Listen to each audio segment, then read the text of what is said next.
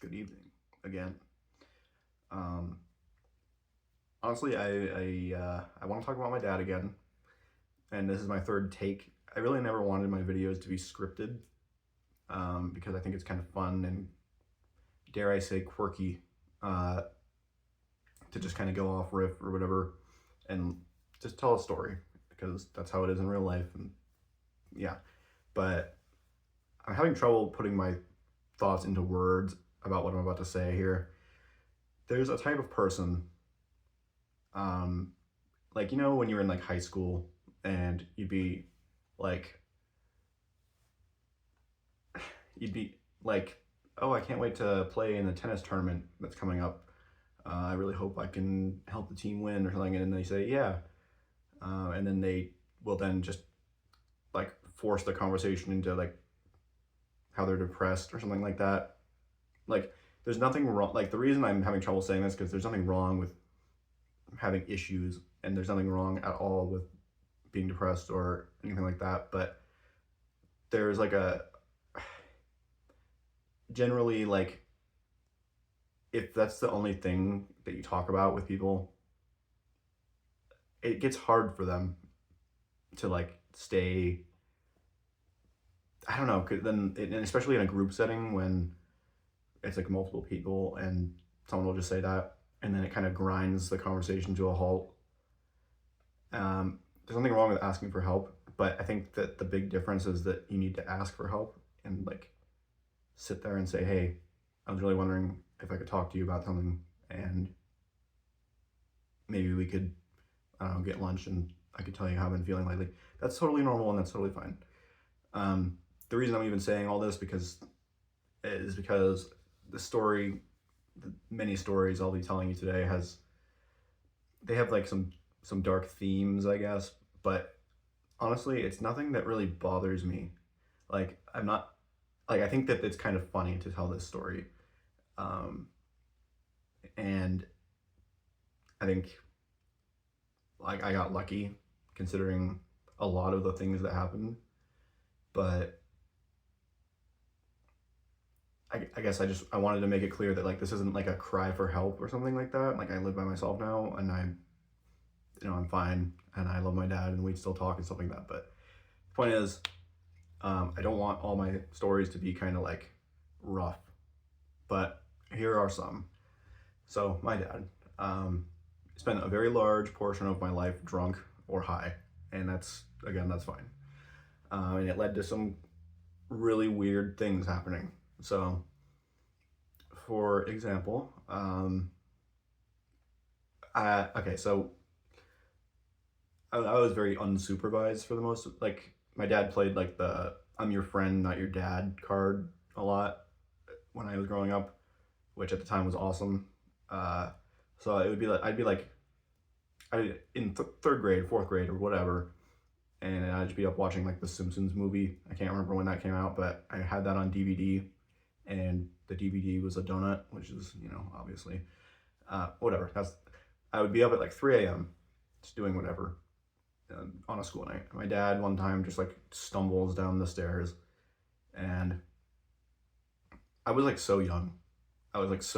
So I don't like, I had no idea why he's acting weird. Um, and he'd be like, "Son, how are you feeling about going to Burger King?" Which I live in a very small-ish town, um, and so many of our restaurants aren't 24/7, uh, including that Burger King, which I also didn't know. And I said, "Oh my God, yeah, let's go." Um, and so we got in the car, and um, so my dad never actually made an attempt to turn the steering wheel um, at any point. So I ended up, like, he wasn't going fast at all, and he would hit the brakes and the gas and stuff, but like he just kind of like sat there, and so I had to like move the wheel for him, which is like kind of crazy to say out loud. Um, and we had like these three black wooden boxes with plants in them, like in our front, like out in front of the house. And I just remember my dad like crushing one when we finally got home, just like between the car and the garage, which was I just it was weird, it was strange. And now in my town, still to this day, this happened so many like almost 20 years ago, and like to this day, the highway dividers, like these little plastic tubes between the highway, are just flat now, because he ran them over. I don't know. I think it's kind of funny, and like when I'm with a new person or whatever, and I point to the highway, I'm like, my dad did that, and they're like, what do you mean? And then I tell them the story, and yeah, that's like probably the earliest time I can remember, like that kind of thing. Um, Also, my brother, who I also mentioned before, somehow just like avoided being in the house at all times when this was happening, and not on purpose. He's only 2 years older than me, and he didn't have any more of an idea of what was going on than I did. But he was more popular than I was, I guess. And he had this one friend that he was always at his house on the weekends. Um, Now I'm actually like drawing a blank because I know that this story happened on like a weekday, but I don't know where my brother was. And my brother did not go to places on the weekends or on the weekdays. He went on the weekends. So I'm not sure where he was during that.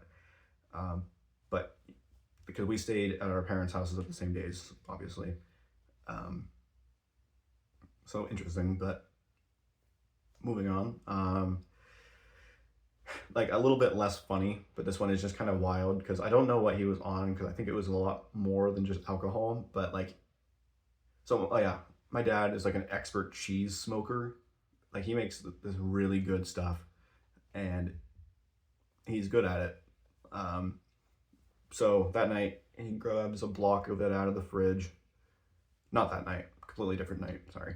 Uh, and he took a knife, and I was kind of like watching out of the corner. I was making soup or something like that, and he's just like sawing, but he wasn't sawing the cheese. His he was like holding it, and he was just sawing his own thumb, which needed stitches, which was crazy. Like, how do you like? There's no way alcohol just makes you like immune to pain, right? Like that's absurd. That's weird to me. I so I mean I know I found Ambien in his room and like office many times, and I think that's what Heath Ledger, as part of what Heath Ledger um, had accidentally overdosed on or purposely. I should research that more, but I believe it was Ambien. Um, and also, I realized like he was young, and when that's really sad. Heath Ledger, he was like he wasn't even 30, I don't think, which is crazy. Anyway, that's really sad, and that's unrelated to the story. As far as yeah, he needed stitches. He's got a lot of stitches. One time he caught himself on fire, uh, making soup, and also didn't seem to feel it. And I just like smacked him with an oven mitt and put the fire out. Like his skin wasn't actually burned; it was just his shirt. But like it's weird. So I'm very curious. I might just ask him straight up one of these days. But he really hates talking about that kind of thing, which I don't blame him for. Um, but it's not out of like, oh, I want to put that behind me, because he still does stuff like this sometimes.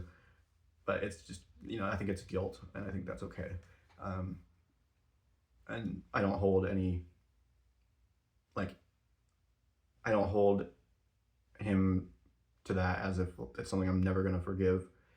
I think it's a good story, which I don't know. He might not be thrilled if he found out I was talking about this, but I think that's the price you pay when you put your kid through it. Um, if that makes sense. I'm thinking, well, there were other times. They're not like full stories, but like, um, I remember I made cinnamon toast. That's what they call a struggle meal, I guess, where you just like put cinnamon and sugar on a piece of toast and you eat it with butter sometimes. I did that, and I sat on the couch, and I just like, I was about to eat. My dad just like,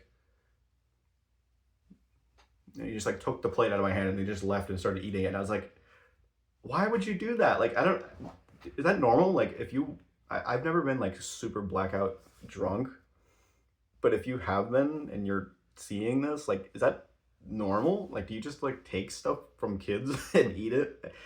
I don't know. I think it's weird. And I think the last thing which is not like, it's not really a full story either, but I had a girlfriend when I was in high school. I was like 16 or something like that, and she'd come over to my house, and my dad decided to get hammered that night, which was embarrassing. And I was playing chess with her, and it was time for her mom to come pick her up, and we were playing chess, and then I see her come up the driveway, and I thought my dad was asleep at that point. It was already humiliating enough, and no, he just comes down the stairs and he goes, "Oh, is that her mom? I need to meet her. I need to meet her." And I'm just like, "No, please, please." And I begged him not to go out there, and he was so offended. This is one that I still am a little like angry-ish about if I had to pick one, because it was just so embarrassing. I had to sit out there knowing I was never going to see this girl again because her mom wasn't going to let her come over while he's rambling on about kayaking or something, even though it's winter. Like, and he's so obviously drunk, and I had to like usher my dad back in and then apologize to her and her. It was rough. That was a rough one. I'm still friends with that girl, but yeah, it didn't work out. But there are a ton of these stories, and I'm sure that I'm missing so many, but they're kind of funny. Okay, they're a little funny, and I'm fine with that. As usual, thanks for listening to my story.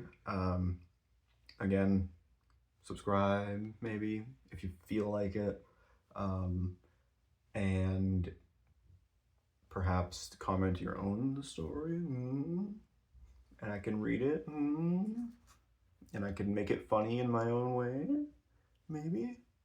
And if someone comments a story, I promise I will give you my best Lois Griffin from Family Guy impression, because I'm so good at it and you're gonna love it. That's totally true and real, and I will do that. Yeah. Oh yeah, I made my Instagram today. CY_Powley. Say hello to me there if you want. I posted one of my artworks, and I'm gonna be posting more of them. Thanks again. I appreciate all of you, and I think I'm gonna do some tales of working security for tomorrow's video. All right, bye.